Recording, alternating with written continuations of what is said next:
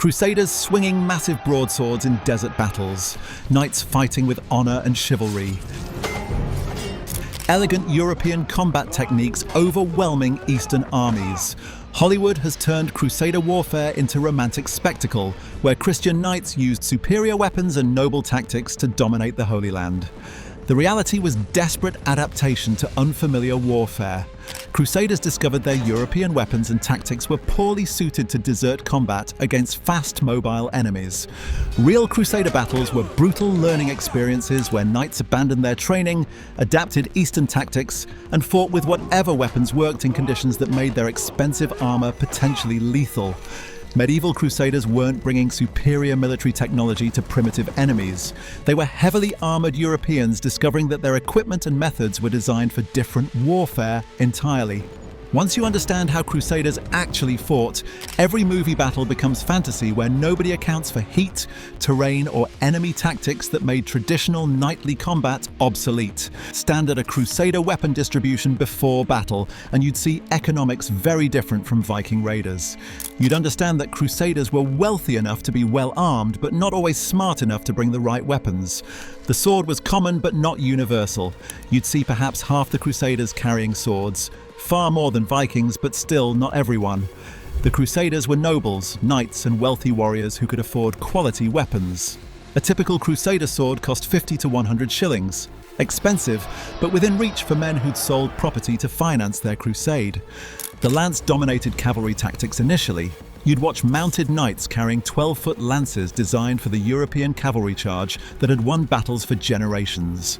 The lance was primary weapon for mounted combat, designed to break enemy formations through shock impact. Cost was moderate, maybe 10 to 20 shillings for quality lance. But the desert would prove these nearly useless. The mace became essential quickly. You'd see more maces among Crusaders than in European warfare. The Muslim enemies wore different armor, mostly mail and lamella, rather than the solid plate Crusaders expected. The mace worked against all armor types. Cost was reasonable, 15 to 30 shillings. Veterans returning from early Crusades brought back maces and recommendations that new Crusaders invest in them. The crossbow was tactical game changer. You'd see more crossbows than in typical European armies. The Crusaders learned that missile weapons were critical against fast-moving Muslim cavalry. A military crossbow cost 20 to 40 shillings. Expensive, but many Crusaders brought them specifically for the Eastern warfare they'd heard about. The dagger was universal. Every Crusader carried a fighting knife, the mercy weapon, eating utensil, and utility tool combined. In close combat, the dagger decided fights more often than swords. The shield evolved rapidly. You'd watch Crusaders abandoning large kite shields for smaller, lighter designs. The European shields were sized for mounted combat and formation fighting. Desert combat required mobility and heat management. Shields got smaller and lighter as Crusaders adapted. Crusader weapons reflected wealth and European military traditions, but the choices showed they were fighting in unfamiliar conditions that would force rapid tactical evolution. Stand in Crusader formation and you'd see tactics that looked European but had been modified by brutal experience. You'd discover that textbook knightly warfare didn't survive contact with Eastern combat realities. The formation was denser than European standard. You'd stand closer to fellow Crusaders than in typical European armies. The reason was psychological.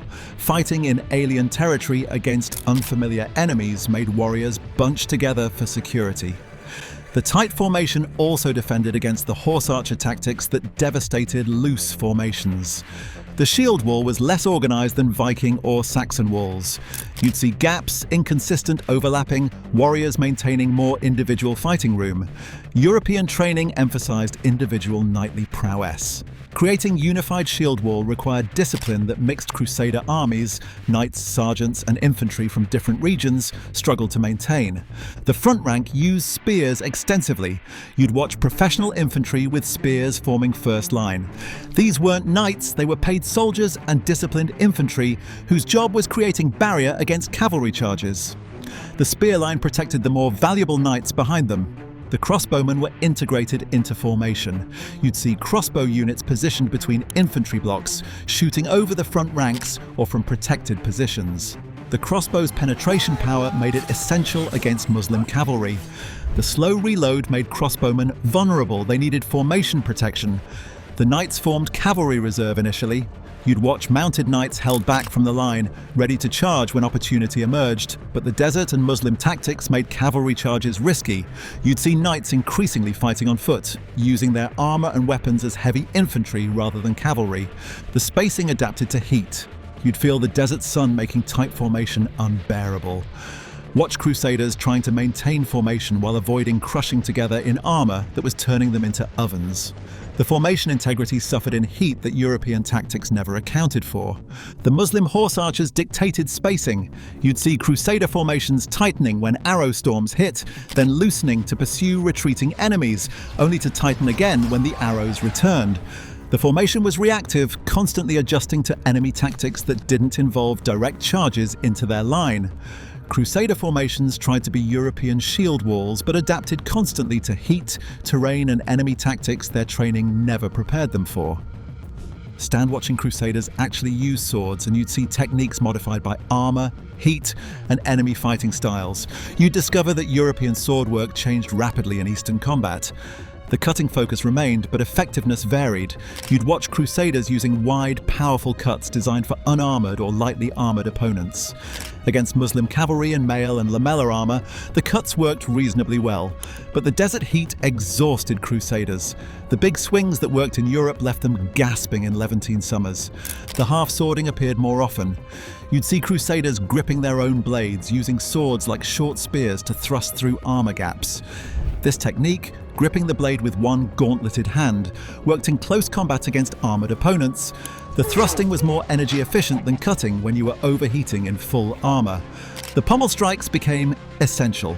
You'd watch Crusaders flipping swords to use the weighted pommel as striking weapon, the murder stroke. Against helmeted opponents, the blunt trauma was more effective than trying to cut through metal. The technique required less energy than full swings and worked in the close-range scrambles that characterized much combat. The shield coordination was inconsistent. You'd see well-trained knights using sword and shield together fluidly. But exhausted Crusaders in desert heat often dropped shields to use swords two-handed, sacrificing defense for slightly more powerful attacks. The heat made sustained shield work exhausting. The length was problematic in heat. European swords averaged 30 to 35 inches of blade. You'd watch Crusaders discovering that wielding these effectively in armor in extreme heat for extended periods was nearly impossible. Some veterans had swords shortened, losing reach but gaining maneuverability and reducing fatigue. The maintenance was constant battle. You'd see Crusaders fighting rust in humid coastal regions, fighting sand infiltration in desert battles, fighting the simple wear of constant campaign. Swords were expensive investments that required daily maintenance in conditions that destroyed metal rapidly. Crusader sword work was European technique degraded by exhaustion, modified by enemy armor, and complicated by environmental conditions that turned weapons into maintenance burdens. Stand watching mace use and you'd see why this weapon became Crusader favorite. You'd understand that practical experience made clubs more valuable than elegant blades. The effectiveness against all armor made maces universal. You'd watch a mace strike hitting mail, lamella, or plate with equal effectiveness. The blunt force transferred through any armor, exactly what Crusaders needed against enemies whose armor varied unpredictably. The mace didn't care what protection the enemy wore, the simplicity was critical.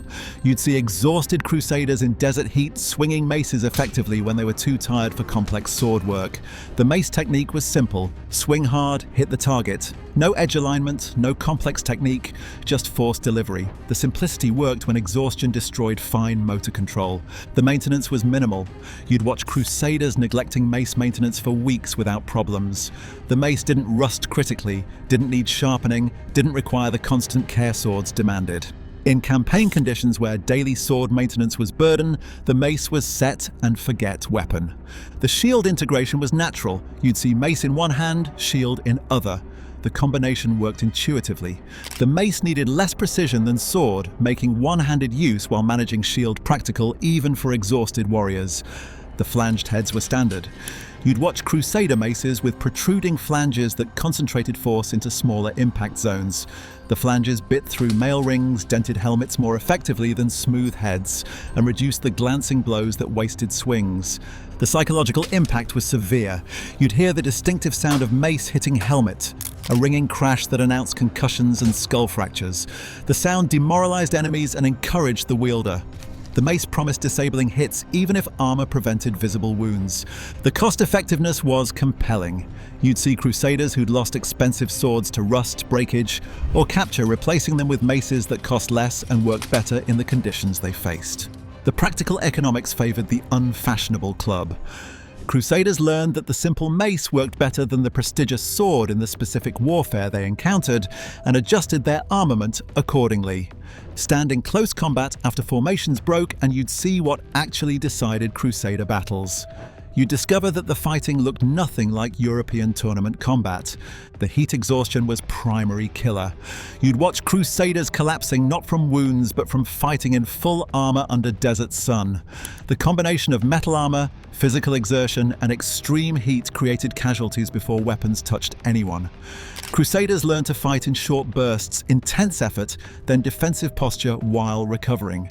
The dagger work was constant. You'd see close combat dissolving into wrestling matches where both sides tried to stab through armor gaps with daggers. The dagger found armpits, groins, face gaps, throat, anywhere armor didn't protect. More Crusaders died from daggers than from the weapons that got them into dagger range. The grappling was desperate. You'd watch armored Crusaders and Muslim warriors locked together, too exhausted to swing weapons, just trying to throw each other down or find a gap to stab through. The fighting was intimate, exhausting, and brutal. The shield bashing was prominent. You'd see shields used as primary weapons, bashing, pushing, striking with edges and bosses. When you were too tired to swing weapons, you could still push with your shield. The shield work decided many close combats that had devolved into shoving matches. The mounted combat was chaotic. You'd watch Crusader cavalry trying to fight Muslim horse archers who refused to close. The frustration of pursuing enemies who shot arrows then galloped away, wearing down both horses and riders.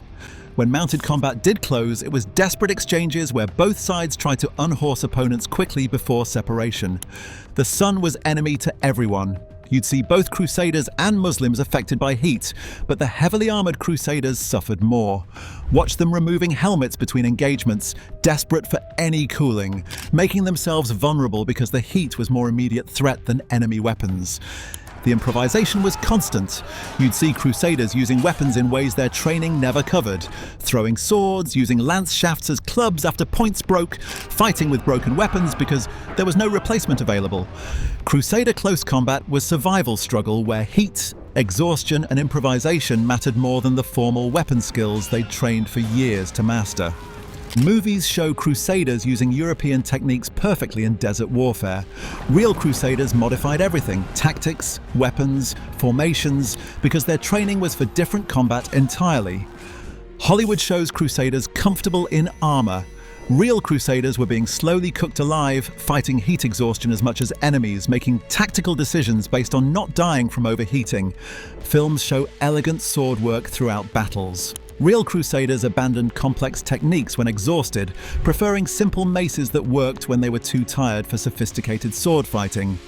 Movies ignore that enemy tactics confused Crusaders.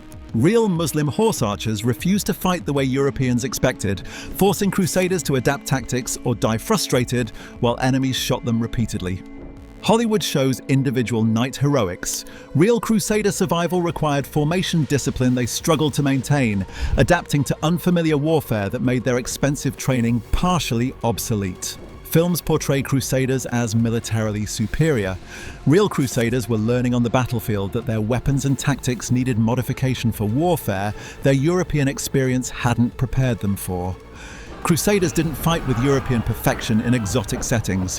They fought as heavily armored, overheating Europeans, discovering that everything they'd trained for needed adaptation to survive against enemies who fought differently, in terrain their equipment wasn't designed for, under conditions that made their armor potentially fatal.